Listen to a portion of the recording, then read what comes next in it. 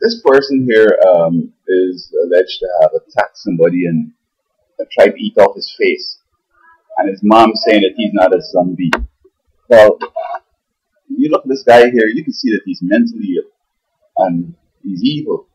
And she's trying to say he's a saint because not being a zombie means to be a saint because zombies are generally devils. Right? So why would somebody want to eat another human? Um, that had to be a new level of crazy. And you see, this is the point.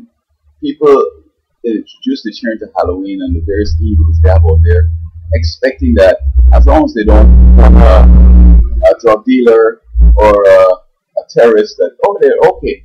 But as long as you start with Halloween and you continue into various other evils, there is a role that you have to play that is diabolical. Right? You're going to use drugs to the extreme. You're going to sell it. You're going to be robbing people, robbing the bank, doing some evil, or encouraging people to become evil. And depends on where you're born. They have different roles. For example, like Chupak Chopra, he's from India, and he's not going to leave that Indian philosophy. So he looks happy. He's introducing people to the Indian way of thinking and the Indian, mysticism and so on. And saying, look at me, I'm a success, I'm a doctor, this and that and so on. And I'm happy, but he's just happy because he went, that's his role, just look happy and to be a minister to get people to join that stuff. But man, that thing is dangerous. And my favorite writer, her name is Ellen G. White, let me tell you. You can, look her up on the internet, Ellen G. White. She says that in the last days, Eastern religion is going to dominate the West. And you see it happen. It doesn't have to be something out of India, but all the evil that came from the old world, like Haiti and Guyana and other places where people from Africa came, people from India came, people from China came, people from Portugal came in. They brought all that evil they used to have out there in the Middle Ages and ancient times. And people in North America and other places where traditionally ministers used to go to the third world, Britain, missionaries go and teach. No, they need a bunch of missionaries to go there because there are kids in America here who have never heard the name Jesus. Can you believe that? They've never heard of the Bible. They've never read it. They've never been to church.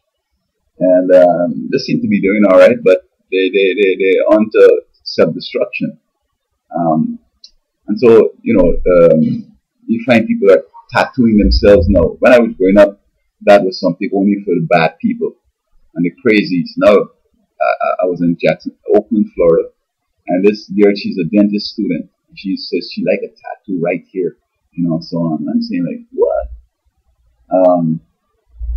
So you have them in high. I mean, of course, a long time ago, or if the requirements were very stringent, I'm sure she couldn't make it into dentistry school. But to make it easy, so that, or perhaps everybody's on the same level. I'm not sure it's you, but folks in those high places are doing this kind of like crazy stuff in the past, and the piercing and all that stuff, and that's consistent with Eastern religions, because in Africa and India, people pierce themselves.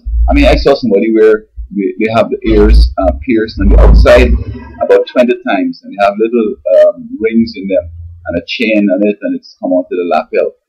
I saw that before in India from Indians. They were doing that like 50 years ago. I saw a guy wearing a bone through his nose. They were doing that in Africa for decades. But you see, now that they've imbibed those religions from the East, they're doing the things and it's like, yes, look at this new thing. No, it's not new. They've been doing that all along. It's just that you have now imbibed and become influenced by their religions over there, and now you're doing the same thing.